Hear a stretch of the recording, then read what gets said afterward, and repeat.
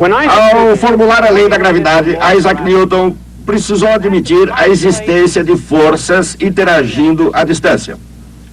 Isso significava que o Sol podia exercer uma força direta sobre a Terra, mesmo que os dois astros estivessem separados por uma enorme distância e não houvesse nada entre eles.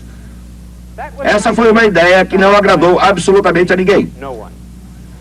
Até mesmo o mais ardente admirador de Isaac Newton, isto é, o próprio Isaac Newton, ficou perturbado com a ideia.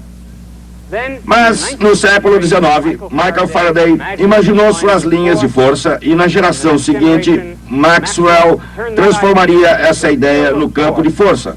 E todos ficaram felizes. À primeira vista, é difícil perceber o que teria mudado.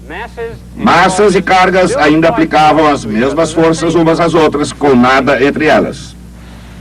Mesmo assim, a ideia do campo de força parece ter trazido uma enorme diferença. Por quê? Porque o campo tinha uma realidade objetiva. Tinha propriedades que podiam ser previstas, calculadas, manipuladas, imaginadas. O campo existia. Ele próprio tornou-se o tema concreto de investigação científica.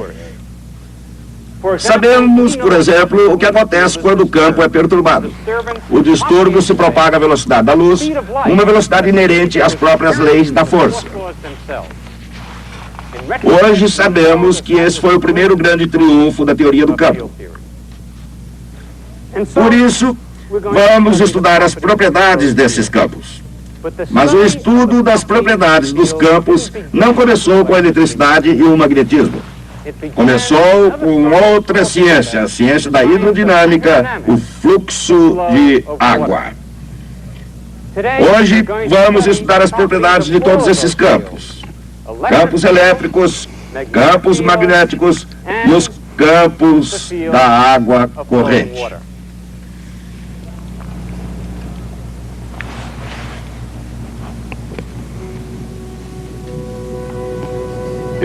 Campos elétricos, campos magnéticos, campos de fluxo de água. Desde a criação do universo, ou em termos científicos, desde a Big Bang, a natureza e tudo que nela existe segue um fluxo. Campos magnéticos correm através dos oceanos desconhecidos do espaço. Campos elétricos unem moléculas e átomos dos materiais que formam o universo. Mais perto de casa, no arquipélago planetário conhecido como Sistema Solar, o magnetismo e a eletricidade também revelam suas presenças. Mas aqui, no terceiro planeta a partir do Sol, existem algumas diferenças e algumas conexões entre eles. Uma dessas diferenças é que, pelo menos ao que se saiba, só aqui no planeta Terra existe água líquida. A segunda diferença, a vida, tomou forma no fundo do mar. E os laços entre a vida e a água permanecem intactos. Durante o processo evolucionário, algumas formas de vida mudaram. Uns acharam que tinham coisas melhores a fazer em terra firme e se arrastaram até ela. Mas independente de sua forma ou função, destino ou direção, todos os seres vivos mantêm esse elo com a água de onde vieram.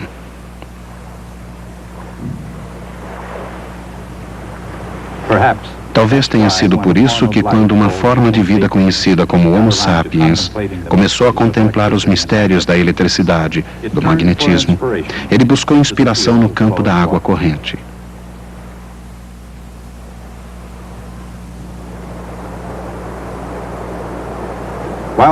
Enquanto os fluxos de eletricidade e magnetismo talvez pareçam mais difíceis de se entender do que um rio corrente, os três campos possuem muita coisa em comum. E até mesmo no campo da água corrente, Talvez existam mais coisas do que os nossos olhos sejam capazes de perceber. A calma aparente dessa vasilha com água, por exemplo, é abalada por um remoinho em desenvolvimento. Um pouco de tinta na água revela o movimento do fluxo em torno do remoinho.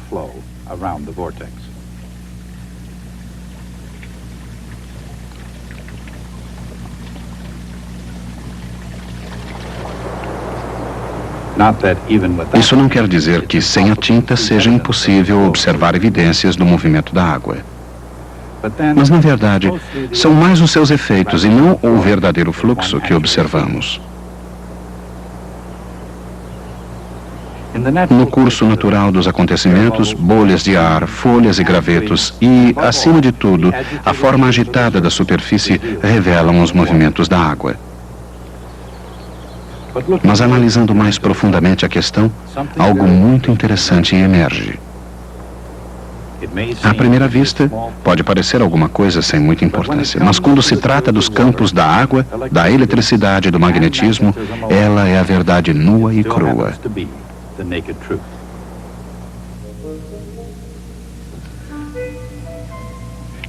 No interior de qualquer massa de água, para cada ponto e em cada instante podemos associar um vetor velocidade. E como a velocidade é uma quantidade vetorial, segue-se que o fluxo de água, não importa onde ele corra, pode ser representado por um conjunto de vetores.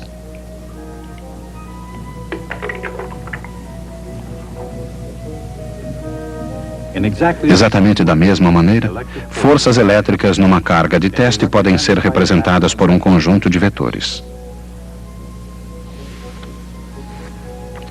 Da mesma forma, o conjunto de direções de uma agulha imantada em qualquer ponto do espaço.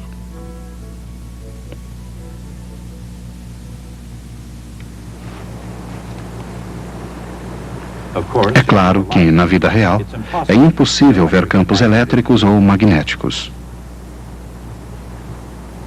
No entanto, observando-se os seus efeitos, é possível estudar suas formas e descobrir que, assim como a água, campos elétricos e campos magnéticos são campos vetoriais. O que significa que os três são conjuntos de vetores no espaço e que todos os três podem ser descritos com um belo fluxo da matemática.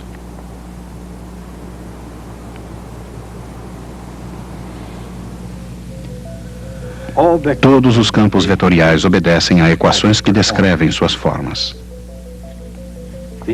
O fluxo elétrico através de qualquer superfície fechada é proporcional à carga elétrica total de seu interior.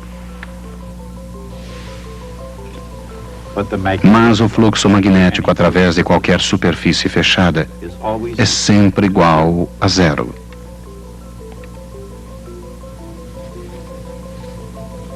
A integral de linha do campo elétrico ao longo de qualquer trajetória fechada é igual a zero. Mas a integral de linha do campo magnético ao longo de qualquer trajetória fechada é proporcional à corrente elétrica englobada por essa trajetória. Essas equações são as expressões modernas das forças enigmáticas da eletricidade e do magnetismo.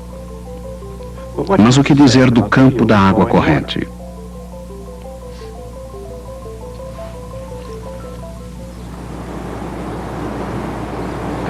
Consideremos, por exemplo, essa rápida corrente na montanha. O fluxo é rápido, até mesmo turbulento em alguns pontos. Mas apesar de todo o barulho e fúria, no esquema mais amplo da natureza, este é um fluxo modesto, um pequeno tributário da grande rede de rios e canais da Terra.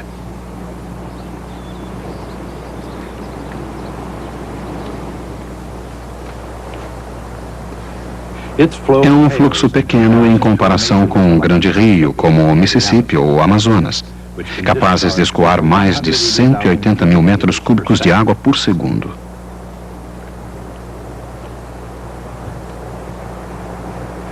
Mas a extensão e o volume da água não são os únicos fatores no fluxo de água.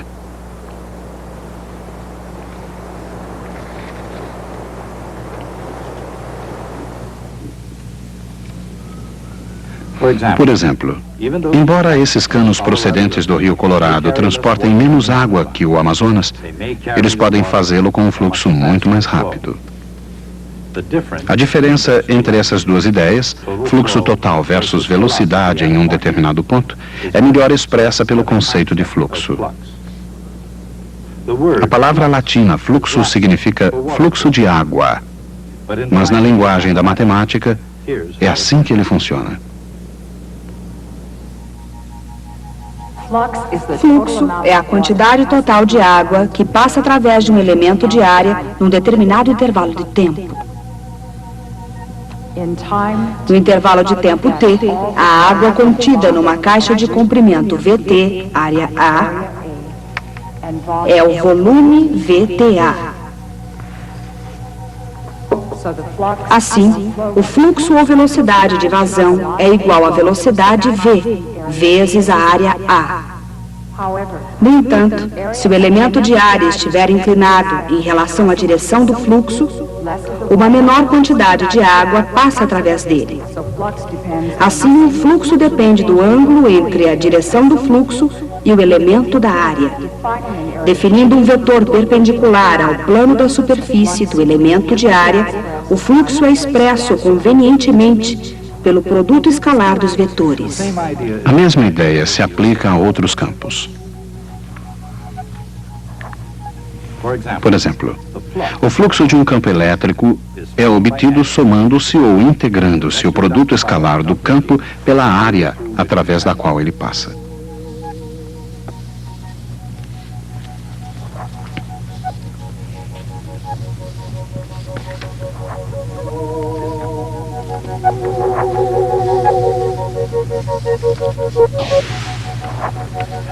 Essa é também a maneira de expressar o fluxo magnético. A ideia é encontrar o número total de linhas de força que cruzam a superfície. Assim, contando o total de linhas de força ou o fluxo de água total, a expressão matemática de fluxo é a mesma para todos os campos vetoriais. Mas nem todos os campos são criados da mesma forma quando se considera o fluxo que sai de uma superfície fechada. Imaginemos uma superfície que envolva completamente um volume de água. Não importa o fluxo, qualquer que seja a quantidade de água que sai, a mesma quantidade deve entrar ao mesmo tempo. Isso só pode ser assim, pois a água não é criada ou destruída no seu interior. Assim, na água, o fluxo total que sai de uma superfície fechada é sempre zero.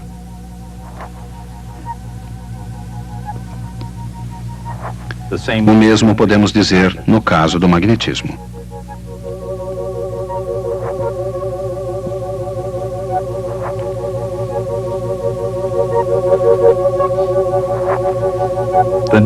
O fluxo magnético que sai de uma superfície fechada é sempre igual a zero. Mas o fluxo elétrico é diferente daquele da água e do magnetismo. Um fluxo elétrico pode sair de uma superfície fechada. De acordo com a lei de Gauss, ele é proporcional à carga elétrica total de seu interior.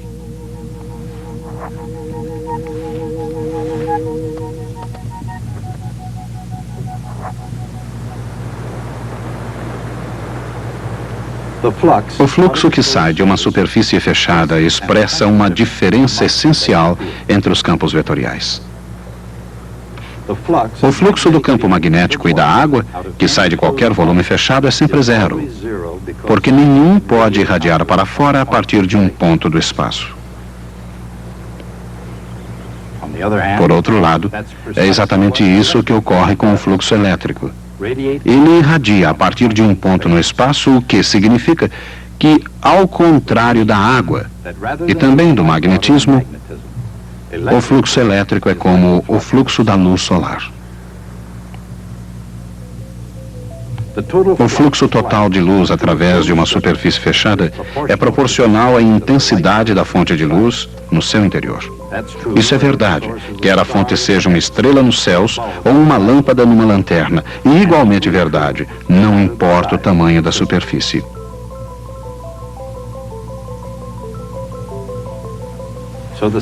Assim, o Sol cria um fluxo de luz mais ou menos da mesma maneira que uma carga elétrica cria um fluxo no campo elétrico. Mas e o fluxo de água? E o fluxo magnético? Se esses campos não são gerados por fontes que possam fazer com que o fluxo saia de uma superfície fechada, como pode um fluxo ser criado?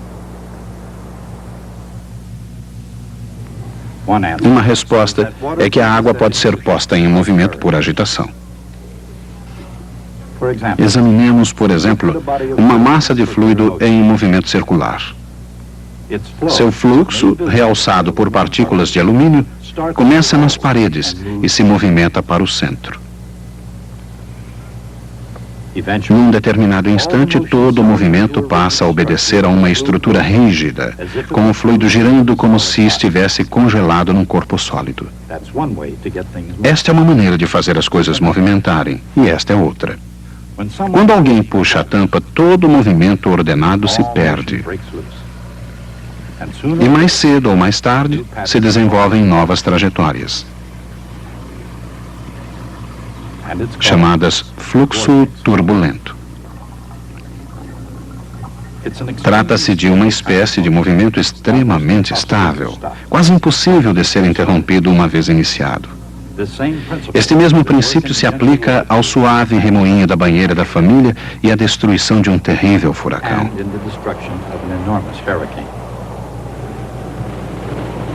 Ele ocorre porque mesmo antes de ter início o temporal, a massa de ar apresentou um tipo de movimento especial. Esse movimento é chamado circulação. Assim como na banheira ou no furacão, um incêndio na floresta ou um ciclone na planície, a circulação conduz a um turbilhão. Quando se tira a tampa, a água próxima ao centro do recipiente, onde o movimento interno é menor, flui diretamente para baixo, sendo substituída pela água que chega de mais longe. Mas essa água, circulando mais rapidamente, conserva o movimento angular à medida em que se movimenta para dentro.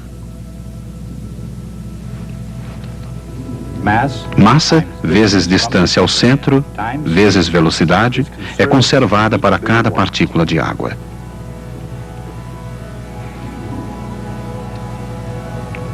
Assim, à medida em que se aproxima do eixo central do recipiente, cada partícula de água gira cada vez mais rápido, até que a água escapa pelo buraco no centro do remoinho. Como cada partícula de água conserva um momento angular enquanto se movimenta em espiral em direção ao vórtice, a trajetória básica do fluxo no turbilhão são círculos de velocidade constante, proporcional a 1/R, sendo R a distância até o núcleo do vórtice ou do buraco no fluxo. A conservação do momento angular explica a notável estabilidade do fluxo do vórtice. E o campo vetorial tem a mesma forma do campo magnético.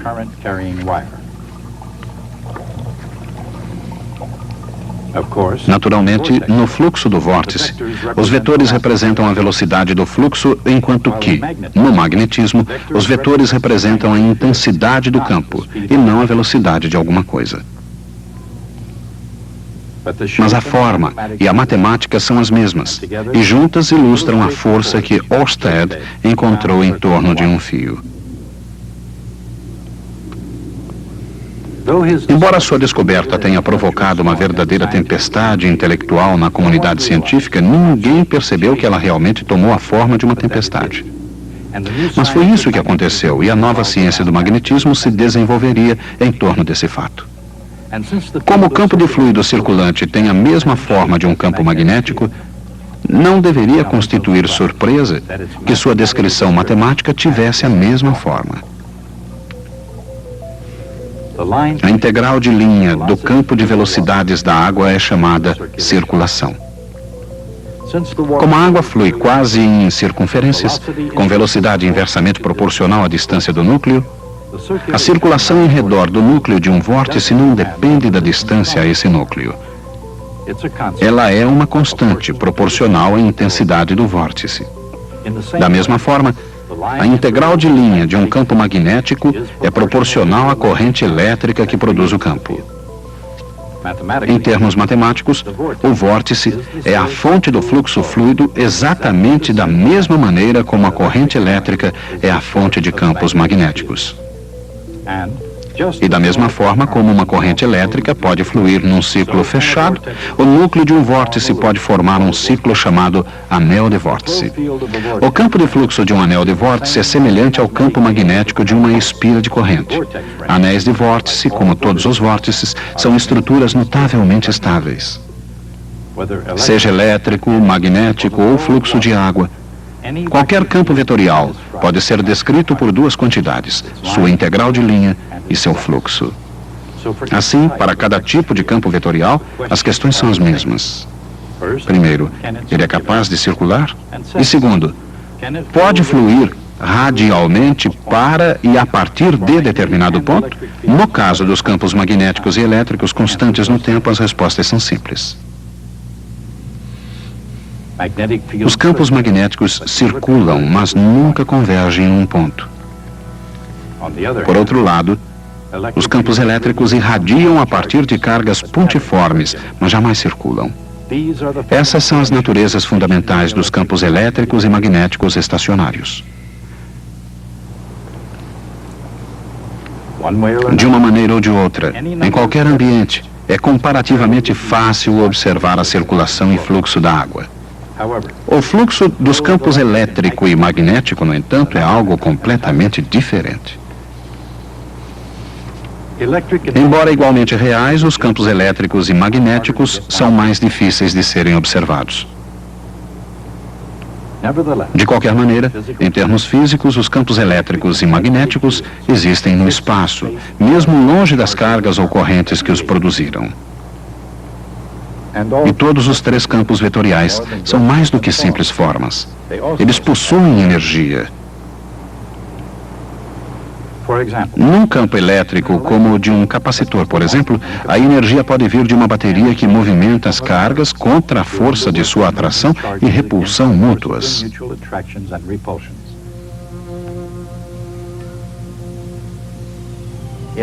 Num campo magnético, como o de um solenoide, essa energia também pode ser produzida por uma bateria, que produz o fluxo de corrente que cria o campo magnético. Num campo de escoamento, o trabalho é feito ao colocar-se o fluido em movimento. A energia é cinética por natureza. Meio de m v ao quadrado para cada partícula de matéria em movimento. Como o fluido é contínuo, é melhor expressar a energia por volume unitário, como meia massa por volume unitário, ou densidade, vezes o quadrado de V. Mas, de qualquer maneira, a energia reside em cada ponto do espaço, sendo proporcional ao quadrado do campo de velocidade nesse ponto. Além disso, a densidade de energia num campo elétrico é proporcional ao quadrado de E em cada ponto. Num campo magnético, ela é proporcional ao quadrado de B em cada ponto. Quer seja magnética, elétrica ou líquido corrente, a energia por volume unitário armazenada em cada um desses campos vetoriais é proporcional ao quadrado do campo em cada ponto do espaço.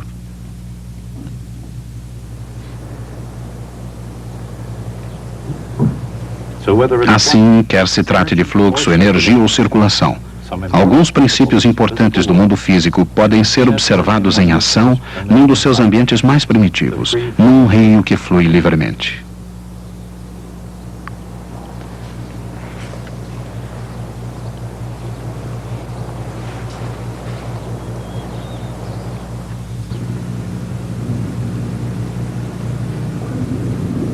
Muito bem, eu sei o que vocês estão pensando. É velha demais para ser o meu aniversário. Mas vou apagar algumas delas. Vou fazer isso da maneira mais difícil, usando anéis de vórtice. Essas substâncias químicas de cheiro forte que estou colocando nesse recipiente produzem fumaça. Isso fará com que os anéis de vórtice se transformem em anéis de fumaça. Os anéis de fumaça são estrutura muito estáveis. Durarão o suficiente para chegar até lá e soprar as velas quando eu tocar essa membrana. Prontos?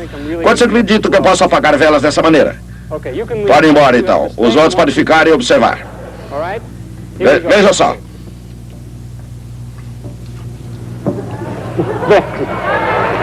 Gostaram? Esta demonstração, ao ser feita pela primeira vez no século XIX, causou tamanha impressão que durante meio século algumas das mentes mais esclarecidas da Europa acreditaram que os átomos fossem anéis de vórtice no éter. Voltaremos a isso mais tarde. Agora, vamos tomar um pouco de apuro.